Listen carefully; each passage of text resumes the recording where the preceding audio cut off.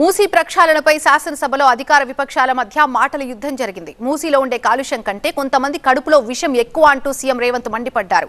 తాము డీటెయిల్స్ చెప్పే ప్రయత్నం చేస్తుంటే విషం కక్కుతున్నారన్నారు. అంతేకాదు మూసీ ప్రక్షాళన చేయాలో వద్దో బీఆర్ఎస్ తేల్చి చెప్పాలని సవాల్ విసిరారు సీఎం రేవంత్ రెడ్డి.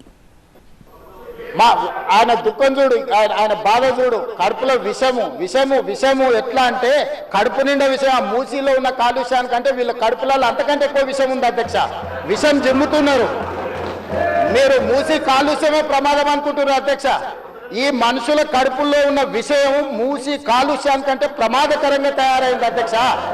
ఏం నొప్పి అధ్యక్ష? నేను ఎవరినైనా విమర్శించిన అధ్యక్ష? నేను ఈ ప్రభుత్వం ఏం కార్యక్రమాలు చేపట్టబోతుందో సభలో సభ్యులు మాకు తెలవాలని. రేవంత్ వ్యాఖ్యలకి బీఆర్ఎస్ సీనియర్ నేత హరీష్ రావు కౌంటర్ ఇచ్చారు. మూసీలో కన్నా సీఎం రేవంత్ మాటల్లో ఎక్కువ కంపు ఉందంటూ వ్యాఖ్యలు చేశారు. గారు మాట్లాడుతూ ఏం మాట్లాడింది సార్? ఇప్పుడు ఆయన మాటలు అసలు మూసీ కంపు కంటే ముఖ్యమంత్రి గారి మాటల కంపు ఎక్కువ ఉన్నది సార్. అది వినడం చాలా కష్టం. క్వశ్చన్ కు సంబంధించి మాట్లాడుతా అంటే మీకు మైక్ ఇస్తాను. మీరు ముఖ్యమంత్రిని విమర్శిస్తా అంటే నేను మైక్ ఇవ్వను. ముఖ్యమంత్రిని విమర్శిస్తా అంటే మైక్ ఇవ్వను. ప్లీజ్ ప్లీజ్ మీరు కూర్చోండి కూర్చోండి కూర్చోండి. మూసీ నదిపై వచ్చే బడ్జెట్ సెషన్లో డీపీఆర్ని ప్రజెంట్ చేస్తామని తెలిపారు సీఎం రేవంత్. 4 నదుల సంగమంగా ఈ ప్రాజెక్టు ఉండబోతుందన్నారు. మూసీ పరివాహంలో ఆలయాలు, మసీదులు, చర్చు, గురుద్వారాలు కడతామని తెలిపారు. ఈ రోజు ఇంటర్నేషనల్ స్టాండర్డ్స్ లో మనం అక్కడ ఉండే వ్యాపార కేంద్రాలను అభివృద్ధి చేయాలనుకుంటున్నాం అధ్యక్ష.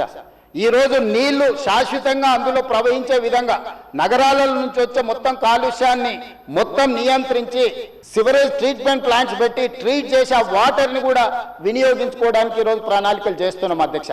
వీటన్నిటికీ అంచనాలు లేకుండా టెండర్లు ఇచ్చి కాంట్రాక్టర్ల దగ్గర నుంచి మేము కమిషన్లు కొట్టదలుచుకోలేదు అధ్యక్ష.